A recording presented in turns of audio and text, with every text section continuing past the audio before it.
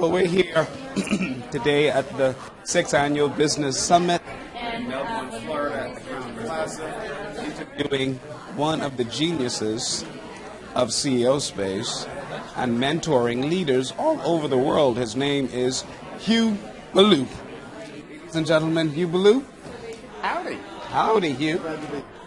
Well, Hugh, you are one author, conductor, businessman that I've always had the pleasure of listening to and enjoyed every message that you had to say. And it was phenomenal how you're able to take the concept of transforming leaders into learning something slightly different, but allowing that lesson to grow in their own lives. And I was always wondering, how were you able to do that? How did you start it in business, and where did you come from? I spent a career in church music ministry, and I went from small churches to mega churches, 12,000, and had a number of events. The largest church, there were 750 people in the music program, hundreds of events a week, 12 pastors, CEOs of major corporations. Wow. And lots of activity, and I touched all of it. And I learned systems, how to create systems so people knew where to go and what to do. And I had lots of people involved in leadership. And so I started thinking, well, what I do as a conductor is help all these people. I would hire major orchestras in the cities where I lived. In St. Pete, it was the Florida Orchestra, Atlanta Symphony Players in Atlanta, Huntsville Symphony in Alabama. And I'd have all these singers, a couple hundred singers, and a 50-piece orchestra, and a huge audience. They were big deal events, and I would produce the events. But how would we get everybody on the same page? And it was transformational leadership. You have all these singers that show up, you transform them into a choir. You have instrumentalists show up, you transform them into an orchestra. Yes. And then we rehearse, and we transform them into an ensemble. Wow. And that's this higher level of performing that musical groups achieve when they work together, and the leader helps shape it. So I transposed that into the workplace. After 40 years of doing that, I became a very serious student of transformational leadership. Agreed. Which was birthed in the 80s by Burns and Bass, looking at a military model. I thought, well, there's a better model. The orchestra is perfect. It's a high-performing culture, and the leader is a pull leader, not a push leader. Yes. And we're judged from the moment we step on the podium in rehearsal. Yeah. Explain that pull and push dimension of a leader. Push is a leader that says, do this, do this, do this. They're the autocratic leader that they say do this. It's the boss model. Yes. And you're a bottleneck. You can only handle as much as you can touch and you can approve. Transformational leaders, and that's about them. Transformational leaders aren't autocratic. They're charismatic. Yes. However, they're shaping a vision. And the vision is the ultimate goal, and everybody serves the vision. So it's very critical that we're good at articulating the vision. And the orchestra is showing up because I pay them. They're performing at a higher level because I inspire them. So full leadership is bringing it out and letting them raise the bar. Yes. So I took the word synergy and put it with a common vision and developed my company name, SynerVision. Yes. That's the closest I could get to the word ensemble, the culture of a high-performing group. And the leader creates the space for people to function at a high level. We can't make anybody do anything. We can inspire people. Yes. It's reframing leadership into results. It's showing up as the influencer. And we as a leader empower everybody in the space. It's a reflection of us. The culture of the elite is a reflection of who we are. What they see is what you did in music. What they see is what you did in the workplace. And so pull leadership is letting people rise to a higher level. And basically, transformational leadership is building a high-performing culture, building leaders on teams. And everybody is a high-functioning leader. We have, in corporate America, according to the Gallup poll every year, 70% of the workforce is either disengaged or actively disengaged. That's costing companies a lot of money. They estimate it to be over $500 billion. Yes. Agreed. That's a lot of money. That is. And it's, you're making more money at the top, but you're losing it before it gets to the bottom line. And there's not much incentive to change it because the leader's getting paid a lot of money and they got to get a severance package. Yes. There is a lot of waste, and when we're starting, I work with lots of startups, and we have a chance to build a strong, high-functioning culture. And so that's my job is to help nonprofit leaders, church leaders, and business leaders build a very efficient machine that provides high value. And you know what? People are a lot happier when they're working to a goal and they're functioning at a high level. The satisfaction isn't what they get paid. That's a very important element. The satisfaction is personal fulfillment. And that's why people perform at a higher level. Now, but what's your secret of the one word that I'm thinking of is motivate? How do you motivate? Actually, if you give people a reason, they motivate themselves. Give me an example. Motivation lasts to the door. The motivational speaker gets people excited, and they come home and they do things the way they used to do. Yes. Now, every ensemble, every musical group rehearses for every single performance. The better they are, the more serious they are about rehearsing.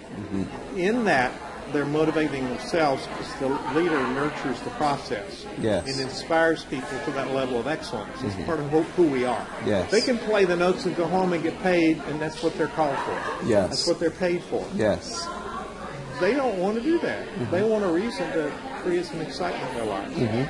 And so motivation is connecting with people's passion. Providing the meaningful work. We want meaning in our lives, and we go to work and punch a clock. Well, people want more than that. I work with lots of charities, and there's lots of boards that don't function up to their own expectations.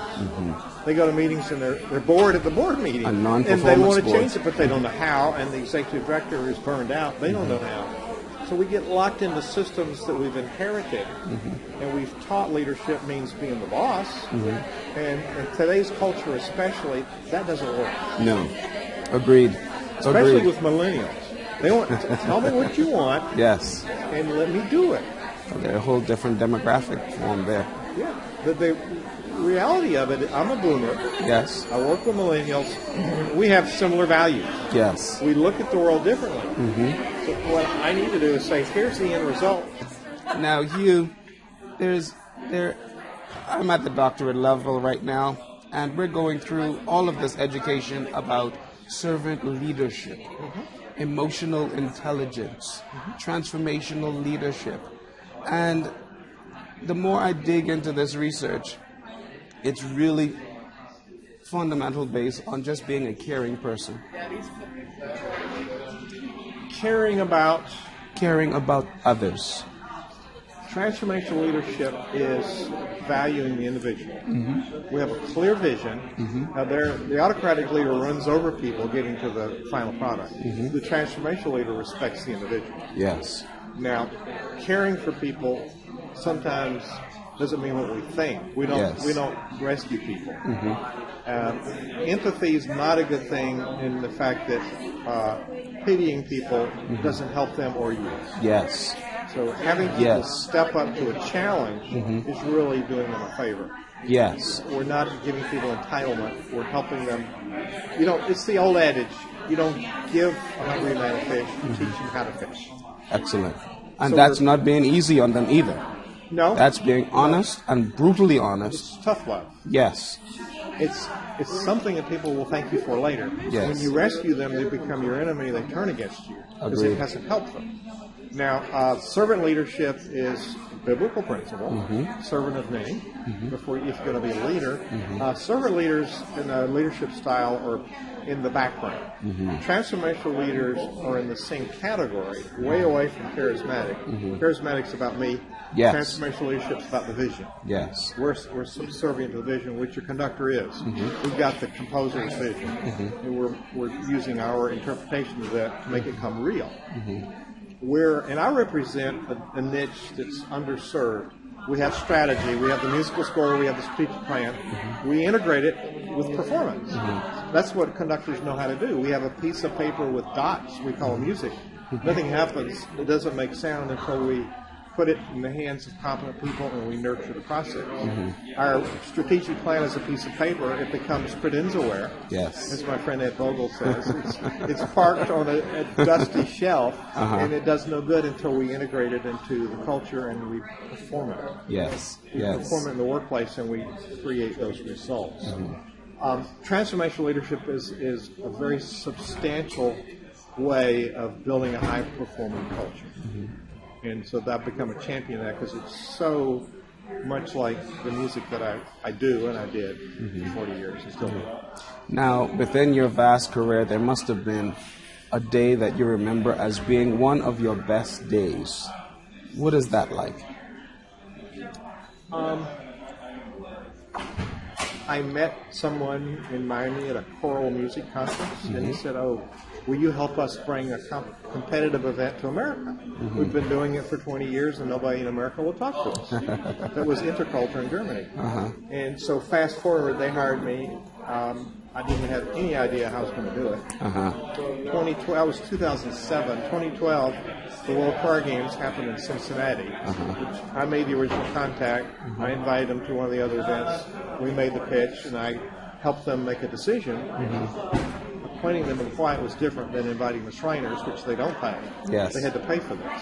Well, at the end of that event, their press release said that they brought in 10 days, they brought in $83 million to the economy of Cincinnati. Yes. And it was a worldwide event with 100 countries, 400 choirs, 20,000 singers. Oh, it's twice as many competitive people as the Olympics. 11,000, 20,000, which one's bigger? So it was a major event, and knowing that I was very much in the background, making the connection, helping it happen, and then putting people together, which is what I do. I'm a connector. Yes. That happened, and I had a part to play, and I wasn't up front, and I didn't get my horn tooted. Yes. I knew that this event happened because I had been present in the process. Beautiful. And so I connect people, and I know who fits. And Bernie Dorman has taught us about cooperative capitalism, and it's a collaboration on a higher scale. Yes. And that's part of my DNA. And it works with everybody I work with. And it's good to be here at this Business Acceleration Conference to see it playing out in a different arena. Every day, let me tell you. And meeting people like you. Well, I think we're enlightened by your presence here as well, too. Well, blessings, thank you. I think it goes two ways, because you give the roadmap to sometimes when you get to those intersections, you need a wise person on the team. And having access to individuals like you and the rest of the team, Bernie or Shannon, you then have a resource that didn't cost you anything, and people who are genuinely ready to just give of their time. So with that in mind, I now can be at the top of my game by my performance being as high as it can ever be. Because when you're competing internationally or even locally, I want to be that global inspiration to my own team so that they can be motivated to just go out there and blow everybody else out of the water. And that's where you come in. Because sometimes connecting the dots is very difficult. It is, and we need somebody that's not us. Yes, to help us agreed. identify our blind spots. Agreed. And somebody's going to speak the truth in love. Yeah. So if there are any individuals out there who want to reach you, how do they do that? Call me up. Okay. Oh, do you have a number, an Google email? my name, yes. Okay. Hugh Ballou. Hugh Ballou. HughBallou.com. Yes. HughBallou.com. Yes. They can look at Hugh Ballou on Forbes, just Hugh Ballou Forbes, and read about that article. Talks about better than I do about what I do. Oh, excellent. Very well written article, and you Google my name, you can find me. And I love to. I'm honored to be in the conversation with you because you're one of those high functioning people I want to hang around. Very successful and very confident and very charismatic and humble. Well, we try. We all graduated from CEO space. Yep. So we had to learn an evolution of just simply how to be present and humbled, because that's where the blessing works. Well, this has been Devon Dames from Devon Dames International. Thank you so much. We enjoyed our host. If you want to leave any lasting remark to you. Never, ever stop working on yourself. Excellent. Your organization, your team, your charity, your business, your church isn't going to go any further than your ability. So never give up working on yourself. Thank you so much, Hugh. And I'm sure that will be a lasting message for the entire world. Thank you.